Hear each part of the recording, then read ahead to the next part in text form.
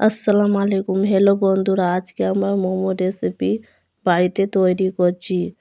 500 মাংস নিয়ে নিচ্ছি। ভালোভাবে মাংসকে ছোট করে মিক্সচারে ঘুরিয়ে নিলাম। তারপরে মিক্সচার থেকে ঢেলে নিলাম। এখানে মাংস, ধনিয়া কুচি, পেঁয়াজ কুচি, কাঁচা লঙ্কা, তারপরে আলুটা দিয়ে ছোট টুকরো করে নিলাম। একটা কান্তি করাতে পেঁয়াজ কুচি দিয়ে দিলাম।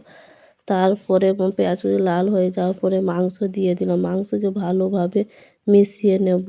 এর মধ্যে নুন 1 চামচ দিয়ে দিলাম, হলুদ গুঁড়ো 1 চামচ দিয়ে দিলাম, তারপরে লঙ্কা গুঁড়ো 1 চামচ দিয়ে দিলাম, জিরে গুঁড়ো 1 চামচ দিয়ে 2-3 মিনিট ঢাকিয়ে তারপরে হয়ে গেছে। তারপরে এর মধ্যে ভালোভাবে ধনিয়া গুঁড়া দিয়ে মিশিয়ে নেব।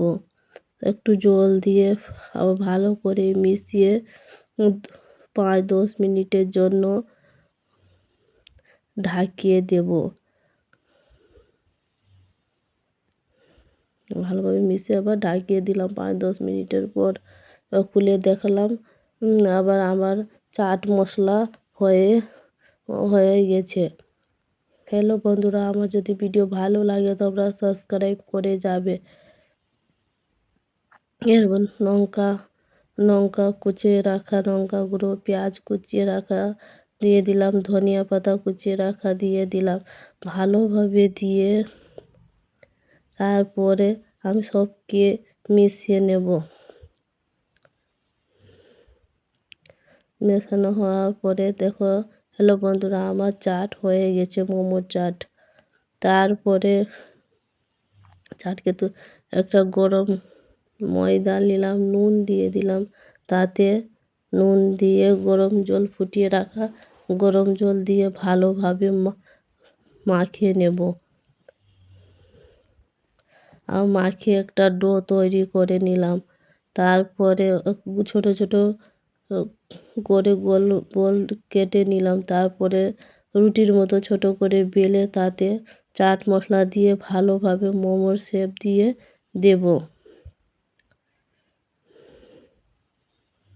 তোমরা বাড়িতে ট্রাই করবে মোমো তৈরি করা, খেতে অনেক মজা। বিকালবেলা বা সন্ধ্যাবেলা খেতে ভালো লাগে। দেখো, আমার মোমো সব তৈরি করে নিলাম। তারপরে মোমোর একটা বাটির মতো নিয়ে নিলাম, তাতে একটু তেল মাখিয়ে তাতে মোমোকে সাজিয়ে দেব। মোমো সাজানো 2 থাকের মতো দিয়ে তারপরে মোমোকে ভালো করে একটা পাত্রে জল দিয়ে তারপর মোমোকে বসিয়ে দিলাম চুলোর আঁচে। তারপরে 10-15 মিনিট পর খুলে দেখালাম, আমার মোমোটা হয়ে গেছে। মোমোর চাটনি তৈরি করব। 3টা টমেটো নিয়েছি, ভালোভাবে ছুরির সাহায্যে তাকে 4 কোণ করে কেটে নিব। এর মধ্যে একটা শুকনো লঙ্কা দিয়ে তারপর রসুন 5-6টা দিয়ে ভালোভাবে ঢাকিয়ে দেব। তারপরে আমার টমেটো সিদ্ধ হয়ে গেছে। একে ভালোভাবে চোকা ছিলিয়ে মিক্সচার মেশিনে দিয়ে ভালোভাবে ধনিয়া পাতা দিয়ে দেব, দিয়ে মিক্সচারে ঘুরিয়ে নেব। এদিকে কড়া থেকে তেল, রসুন কুচি দিয়ে ভালোভাবে লাল করে নেব। লাল হয়ে যাবে আমার মিশ্রণটা তৈরি করে রাখা, তার মধ্যে ঢেলে দেব।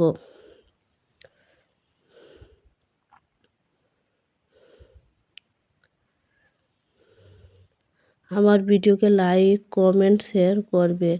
এর মধ্যে আমরা নুন দিয়ে ভালোভাবে মিশিয়ে নেব। টমেটো, একটু সস, ভিনিগার,